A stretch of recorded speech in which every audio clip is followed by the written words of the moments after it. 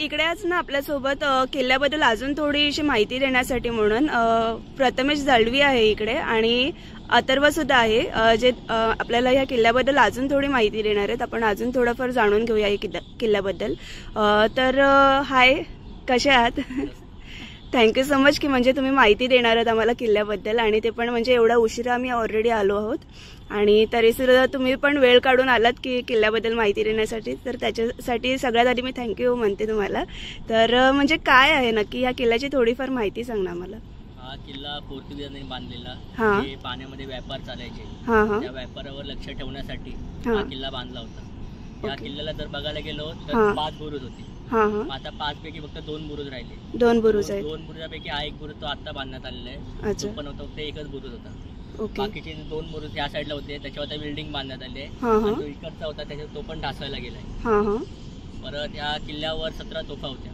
17 तोफा होत्या। अच्छा। पाण्यामध्ये बोटींवर हल्ले करण्यासाठी तोफांचा वापर केला जातो। ओके। नंतर मग जेव्हा पोर्तुगीज इकडे जे 5 गाव होते, 5 गावांमध्ये सगळ्यांना त्रास द्यायला लागले लोकांना। मग ते सगळे लोकांनी एकदा ठरवून विरारला तेव्हा चिमाजी अप्पांनी विरारचा किल्ला जिंकला होता। ओके। त्यांनी असं ठरवलं की आपण तिकडे जाऊया आणि चिमाजी अप्पांना सांगूया की असं सीता आम्हाला सगळे त्रास देत आहे। मराठ्यांनी असं ठरवलं। ओके। ते तिकडे गेले, 5 गावांतली सगळी मंडळी तिकडे गेली। त्यांनी सांगितलं की असं असं आम्हाला त्रास देतात पोर्तुगीज। मग नंतर चिमाजी अप्पांनी एक योजना आखली आणि हा किल्ला जिंकून घेतला पोर्तुगीजांकडून। ओके। नंतर किल्ला मराठ्यांच्या ताब्यात आला।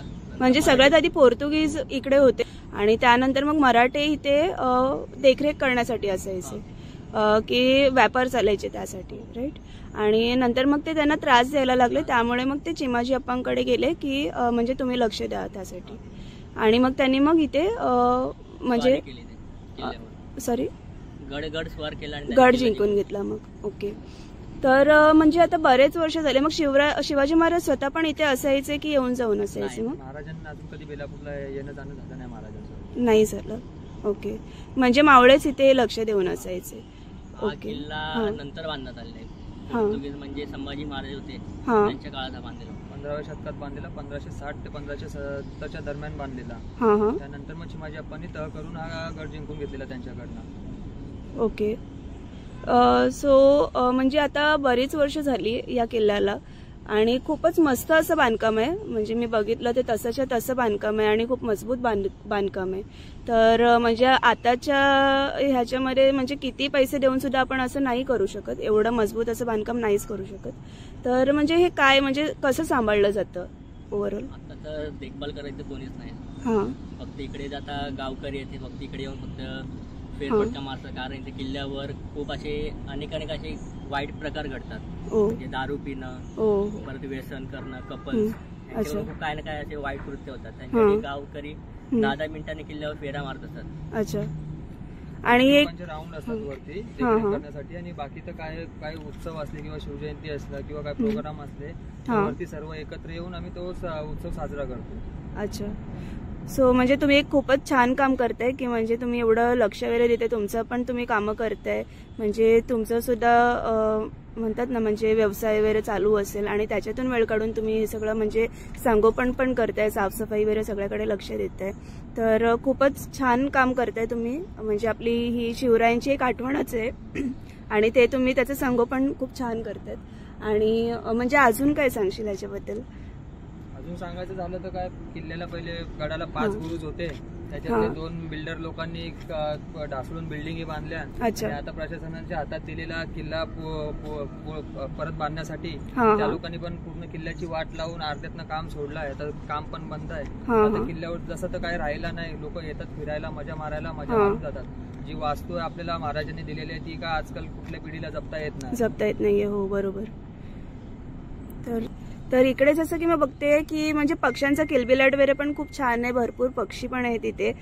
तर इथे म्हणजे जनावरांची वगैरे पण असं काही भीती वगैरे आहे का? मग असं म्हणजे जिथे जंगल आहे तिथे तर जनावर बरोबरच। आणि पक्ष्यांसाठी काय आता स्थानिक लोकांनी म्हणजे आम्ही मुलांनी पाण्याचे मटके आणून ठेवलेले, जिथे पाणी भरतात 2 दिवसाला, का आता उन्हाळा ताप आपला ऊन भरपूरच ऊन आहे, हिट स्ट्रोक वगैरे, त्याच्यामुळे पक्षी हे होतात, त्याच्यासाठी पाण्याचे सोय करून ठेवलेले आहे प्रत्येक बुरुजावर। इकडे आपण बघू शकतो की ही मुलं पक्ष्यांसाठी सुद्धा म्हणजे खूप छान असं त्यांनी केलेलं आहे. त्याच्यामध्ये ते पाणी ठेवतात, रोज 2 दिवसांनी हे चेंज केलं जातं, जेणेकरून इथे जे पक्षी आहेत तर त्यांना सुद्धा म्हणजे पाणी वगैरे त्याची सोय केलेली आहे.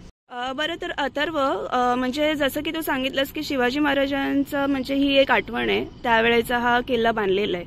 तर शिवाजी महाराजांच्या म्हणजे मावळे होते आणि चिमाजी अप्पा यांनी स्वतः तह केला आणि मग हा किल्ला बांधण्यात आला.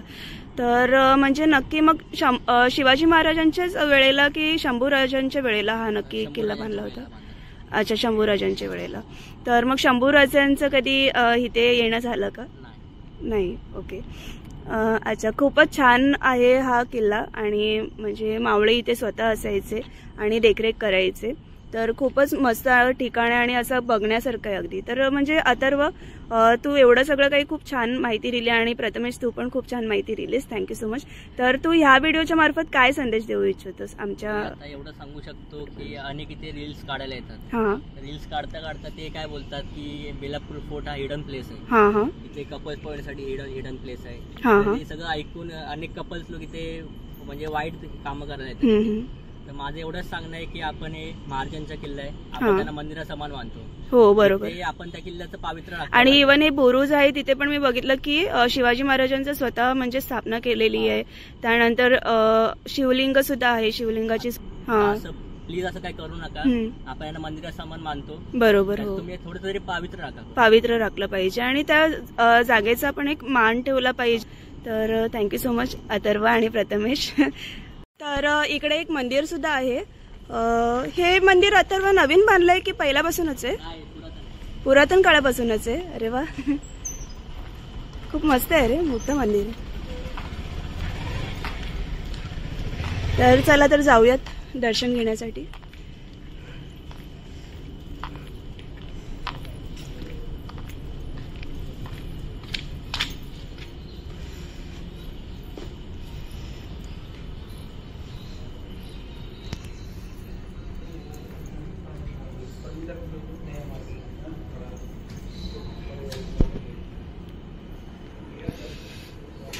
खूप मस्त मंदिर आहे.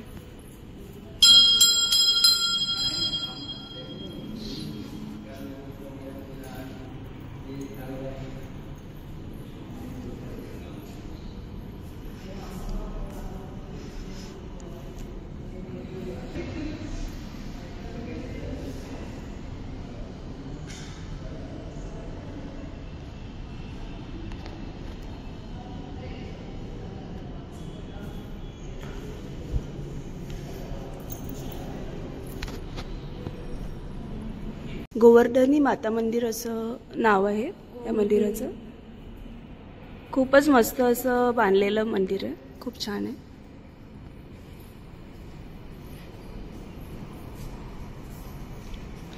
हे बघा, हे तेव्हापासूनच बांधलेलं मंदिर आहे. जेव्हा किल्ला बांधला होता ना तेव्हापासूनच मंदिर आहे. तर हे बघा किती मस्त असं बांधकाम केलेलं आहे मंदिराचं. थोडंसं खूप मस्त असं बांधकाम आहे. गोवर्धनी माता मंदिर असं मंदिराचं नाव आहे. सो खूप सुंदर असं नक्षीकाम केलेलं आहे मंदिराच्या प्रवेशद्वारालाच. आणि इथून प्रवेशद्वार आहे. तर हे बघा,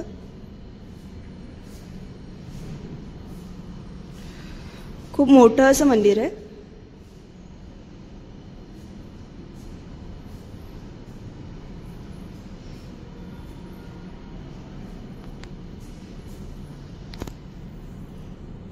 तर देवीचा आशीर्वाद घेऊयात. गोवर्धनी माता मंदिर.